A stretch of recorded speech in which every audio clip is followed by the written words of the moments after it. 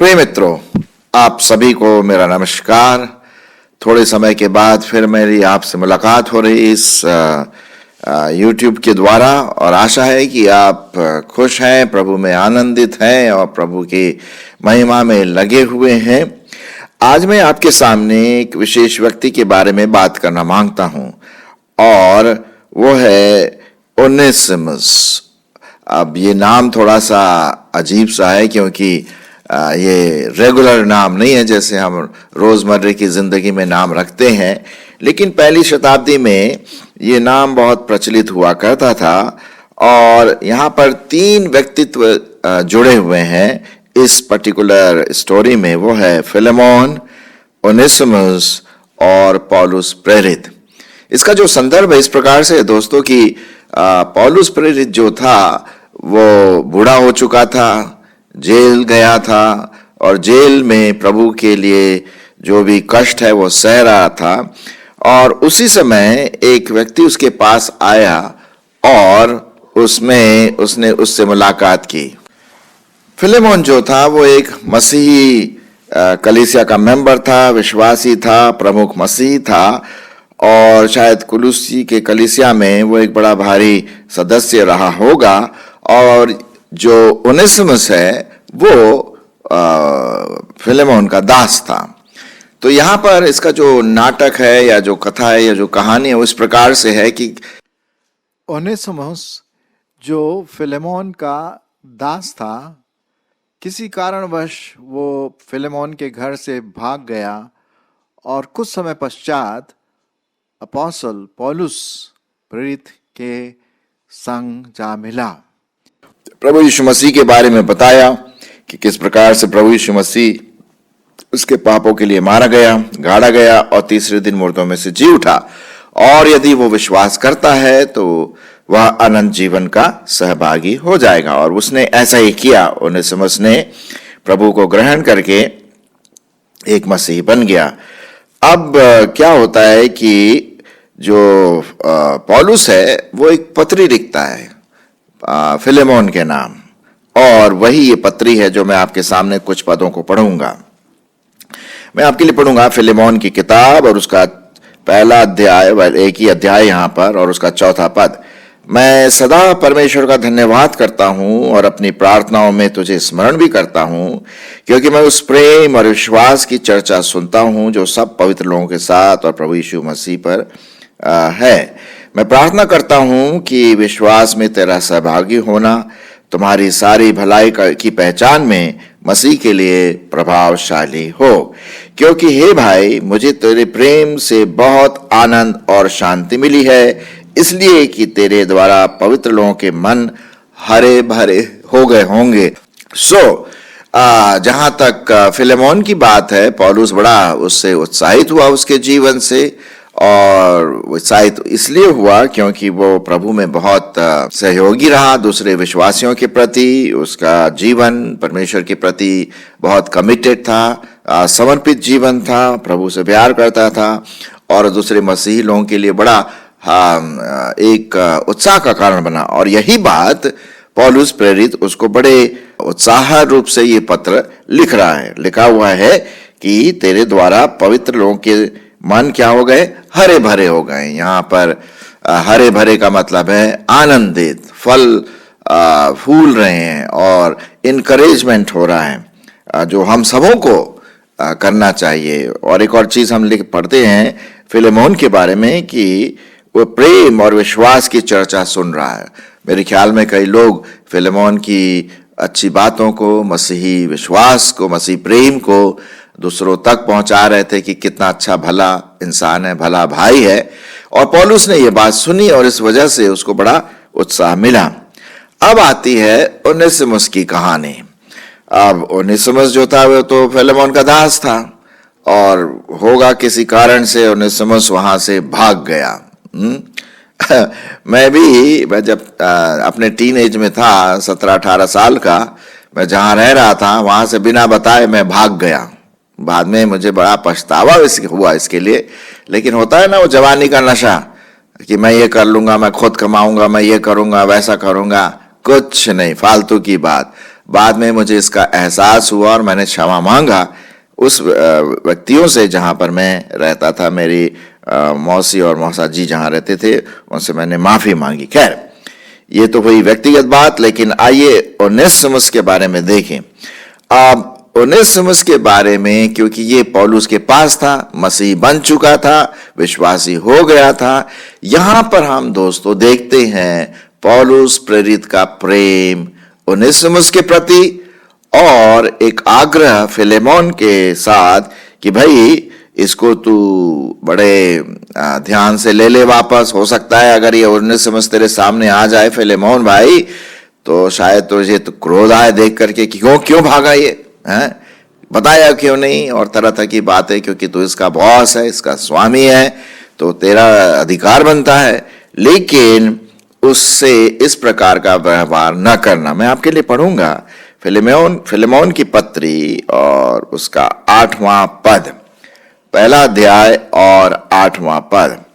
इसलिए यद्यपि मुझे मसीह में बड़ा साहस है कि जो बात ठीक है उसकी आज्ञा तुझे दूं, तो भी मुझ बूढ़े पौलुस को, जो अब मसीह यीशु के लिए कैदी है, और भी भला जान पड़ता है कि प्रेम से विनती करूं। क्या है? प्रेम से की विनती करूं। और सुनिए उसकी विनती क्या है।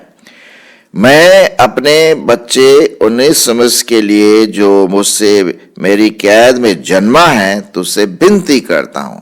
इससे ये प्रकट होता है मेरे मित्रों कि ये ओनेसिमुस जो था एक आत्मिक बच्चा था, शारीरिक नहीं, आत्मिक बच्चा था। आत्मिक बच्चा का मतलब है, आत्मिक बेटे का मतलब है कि वो आत्मिक रीति से प्रभु में आया, जन्मा, नया जन्म हुआ, और वो हुआ पौलुस प्रेरित के द्वारा।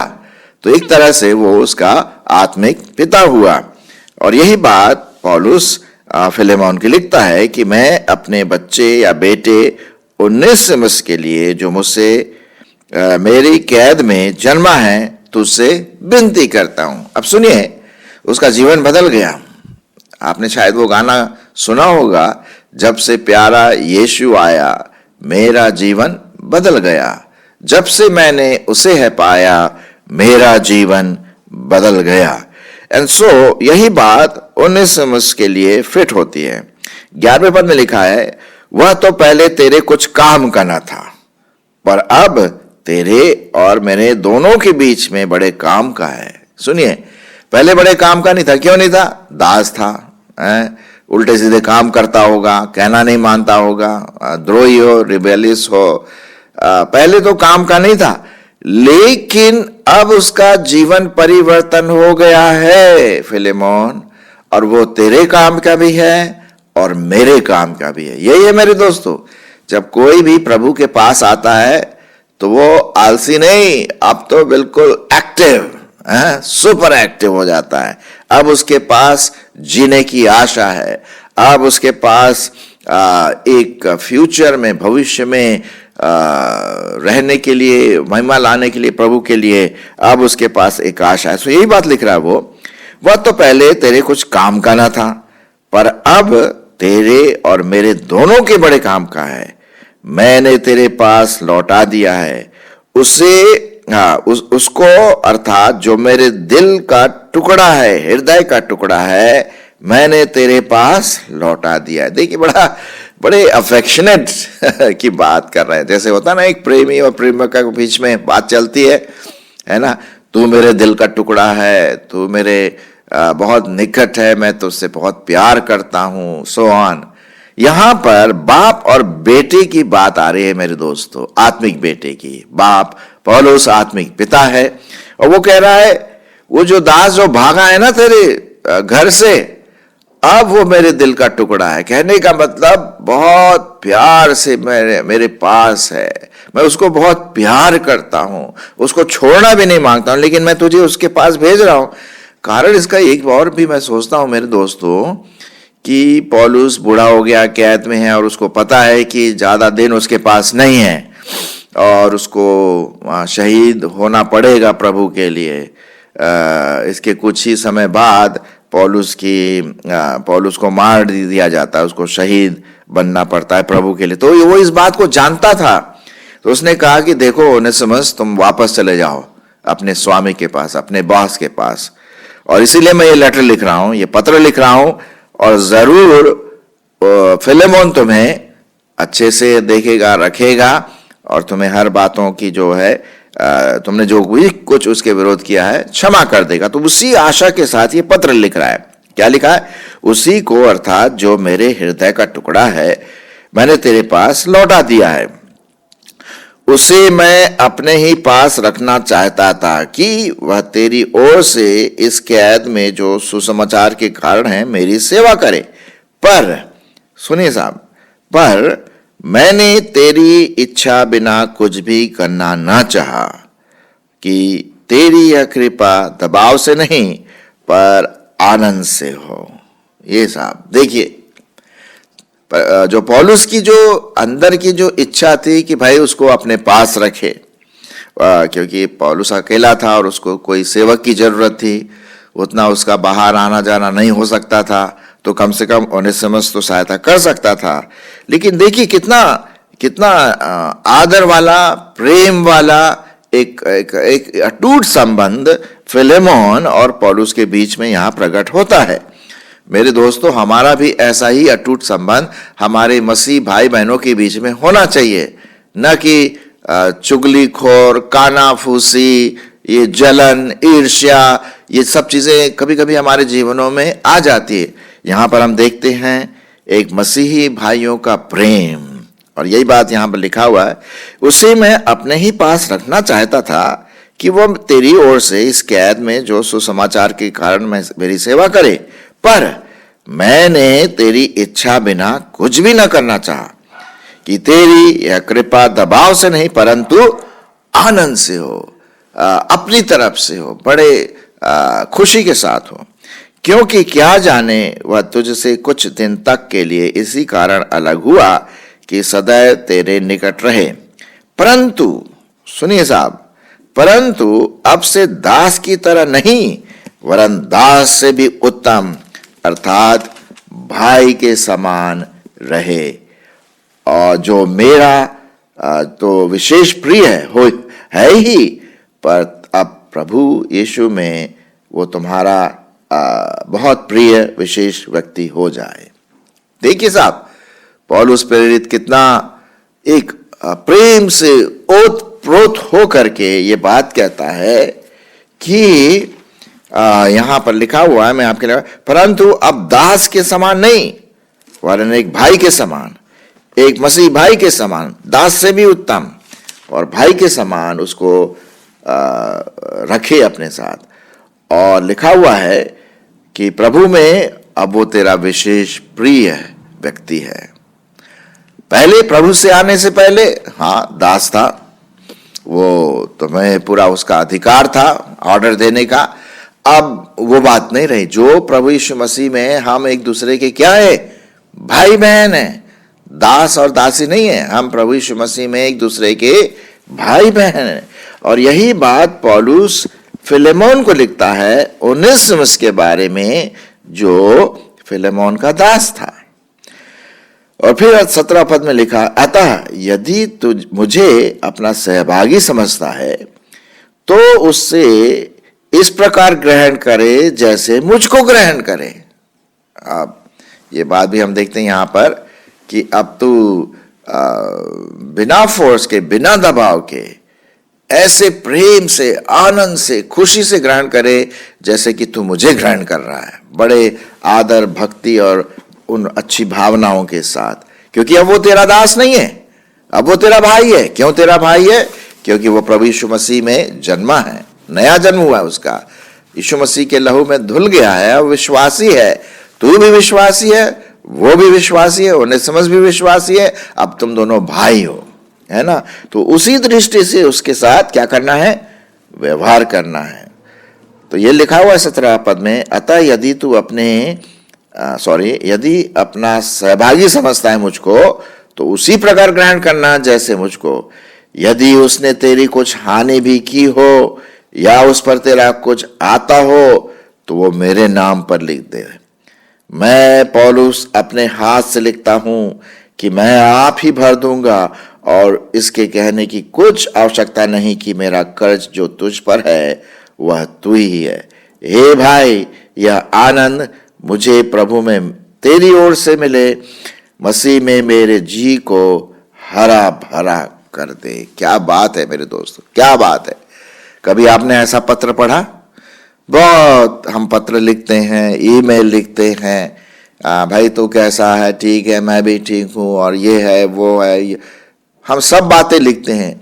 लेकिन क्या उस ईमेल में, उस पत्र में परमेश्वर का प्रेम झलकता है जैसे इस पत्र में है? जी हां, जैसे हम देखते हैं इस पत्र में पौलुस का प्रेम ओनेसिमुस के प्रति, और वही ये चाहता है फिलेमोन के प्रति कि भाई जो कुछ भी उसने तेरी हानि की है वो मेरे अकाउंट में डाल दे, मैं उसको तेरे लिए भर दूंगा। कितना प्यार है, कितना एक रिश्ता बन गया है। ये बहुत इंपॉर्टेंट बात है मेरे दोस्तों। जब हम प्रभु यीशु मसीह में आते हैं तो हमारा बड़ा भारी रिश्ता बन जाता है दूसरे लोगों के साथ, भाई बहन का। अभी आपके पास शायद एक भाई हो, एक बहन हो, एक अंकल, एक आंटी आपके रिश्ते में, जो खून का रिश्ता है। लेकिन जब कोई प्रभु यीशु मसीह में आता है तो वो दूसरे आत्मिक भाई बहनों के साथ उसका संबंध जुड़ जाता है, और वो संबंध शारीरिक खून से बहुत ज्यादा उसका स्ट्रांग होता, बहुत भला होता। और यही बात पौलुस लिखता है, वो मेरा बेटा बन गया आत्मिक रूप से ऑफ कोर्स, और वो तेरे पास भेज रहा हूं भाई, उससे नाराज ना होना। और जो कुछ भी अगर उसने कुछ तेरे विरोध काम किया, पैसों की हानि उठाई, ये सब मेरे उसमें डाल दे, मैं भर दूंगा, ताकि मेरा आनंद क्या हो जाए, पूरा हो जाए। आए साहब, ऐसा पत्र लिखिए अपने दोस्तों को, अपने मित्रों को, एक उत्साह वाला पत्र जो पौलुस प्रेरित अपने आत्मिक भाई फिलेमोन की ओर लिखता है। हे भाई, यह आनंद मुझे प्रभु में तेरी ओर से मिले, मसीह में मेरे जी को क्या कर दे, हरा भरा कर दे। कैसे हरा भरा कर दे? ओनेसिमुस को भाई के समान ग्रहण कर, उसकी वैसी सेवा कर जैसे तू मेरी सेवा करेगा। और यदि कुछ उसने तेरा विरोध कोई पाप किया हो या कुछ पैसे की हानि उठाए, वो मेरे उसमें लिख दे, मैं भर दूंगा। 21वें पद में लिखा है, मैं तेरे आज्ञाकारी होने का भरोसा रखकर तुझे लिखता हूं, और यह जानता हूं कि जो कुछ मैं कहता हूं तू उससे कहीं बढ़कर करेगा, और यह भी कि मेरे ठहरने की जगह तैयार रख। मुझे आशा है कि तुम्हारी प्रार्थनाओं के द्वारा मैं तुम्हें दे दिया जाऊंगा। कितनी अच्छी बात है मेरे दोस्तों, हम यहां पर पढ़ते हैं पौलुस प्रेरित का वो असीम प्रेम। ये वही पौलुस है मेरे दोस्तों जिसने मसीहों को खींच खींच के मारा, सताव किया। प्रेरितों के काम में हम पढ़ते, अब उसका जीवन परिवर्तन हो गया। उसने कहां कहां दुख नहीं उठाया, मार खाया, सताव हुआ, अब जेल में पकड़ के डाल दिया गया। वहां पर भी उसने प्रभु का कार्य किया, और उसके कार्य से, सुसमाचार के सुनाने से ओनेसिमुस नाम का ये दास अब उसका भाई बन गया, और बोल रहा है कि ओनेसिमुस, अब तुम फिलेमोन के पास जाओ, वो तुम्हारी अगुवाई करेगा। और फिलेमोन को ये पत्र लिख रहा है कि भाई अब उसके साथ भाई का व्यवहार करना, उसके साथ अच्छा व्यवहार करना। अब वो तेरा दास नहीं रहा, अब वो तेरा भाई है, तेरा सगी संबंधी है आत्मिक रूप से। मेरे दोस्तों, जब भी हम प्रभु में आते हैं तो हम एक दूसरे विश्वासी भाई बहन के लिए सहायता करें, आत्मिक रूप से, शारीरिक रूप से, आर्थिक रूप से, मानसिक रूप से, जितना भी हो सके। अगर पैसों की जरूरत है, अगर हम पैसा दे सकते हैं, प्यार से दें। अगर प्रार्थना करना है, प्रार्थना करें। उसको अगर कोई उत्साह की जरूरत है तो उत्साहित करें। उसको काउंसलिंग की जरूरत है, काउंसलिंग करें। जो भी सहायता हम कर सकते हैं अपने तन मन धन से करें, क्योंकि वो व्यक्ति अब हमारा भाई, हमारा बहन, हमारी माँ, हमारे पिता आत्मिक रूप से बन गए हैं। तो हमारा एक बड़ा भारी समाज है, एक विश्वासियों का बड़ा भारी समाज है, जहां हम एक दूसरे के लिए चिंता करते हैं, एक दूसरे के लिए हम प्रेम दिखाते हैं, जैसा पहला कुरिन्थियों उसका 13वां अध्याय पूरा ये बात कहता है। और यही बात पौलुस प्रेरित लिखता है फिलेमोन को ओनेसिमुस के प्रति, जो पहले दास था, भागा हुआ दास था। एक अफेक्शन दिखाता है कि अब उसको वैसे ग्रहण करना जैसे मुझे, और आशा है कि तू मेरी बातों को मानेगा, बल्कि न मेरी बातों को मानेगा, जो मैं कह रहा उससे भी ज्यादा तू ओनेसिमुस के लिए करेगा। इससे पौलुस का दिल पूरा हरा भरा हो जाएगा कि भाई ओनेसिमुस के पास अब रहने के लिए जगह है। सो मेरे दोस्तों, हम ये बात यहाँ पर सीखते। मैं आपके लिए ये पद जरूर फिर से पढ़ूंगा ताकि एक कंक्लूजन में हम इस बात को याद रखें कि किस प्रकार से क्षमा प्रदान, प्रेम और उत्साह हम एक दूसरे को दे सकते हैं जब हम प्रभु यीशु मसीह में एक नया जीवन बिताते। मैं आपके लिए यहाँ पर पढ़ूंगा फिलेमोन की पत्री, उसका एक पहला अध्याय 4 से। मैं सदा परमेश्वर का धन्यवाद करता हूँ और अपनी प्रार्थनाओं में तुझे स्मरण भी करता हूँ, क्योंकि मैंने तेरे उस प्रेम और विश्वास की चर्चा सुनी है सब पवित्र के लोगों के साथ जो प्रभु यीशु मसीह पर है। मैं प्रार्थना करता हूँ कि विश्वास में तेरा सहभागी होना तुम्हारी सारी भलाई की पहचान में और मसीह के लिए प्रभावशाली हो, क्योंकि हे भाई, मुझे तेरे प्रेम से बहुत आनंद और शांति मिली है, इसलिए कि तेरे द्वारा पवित्र लोगों के मन हरे भरे हो गए हैं। इसलिए यद्यपि मुझ मसीह में बड़ा साहस न है कि तुझे ठीक बात सिखाऊं और अपनी आज्ञा तुझे दूं, तो भी मुझ बूढ़े पौलुस को, जो अब मसीह यीशु के लिए कैदी है, और भी भला जान पड़ता है कि प्रेम से तेरे साथ क्या करूं, विनती करूं। और सुनिए विनती क्या है। मैं अपने बच्चे ओनेसिमुस के लिए, जो मुझसे कैद में जन्मा है, तुझसे विनती करता हूं। वह तो पहले तेरे कुछ काम का न था, पर अब तेरे और मेरे दोनों के बड़े काम का व्यक्ति है। उसी को, अर्थात जो मेरे दिल का टुकड़ा है, मैंने तेरे पास लौटा दिया है।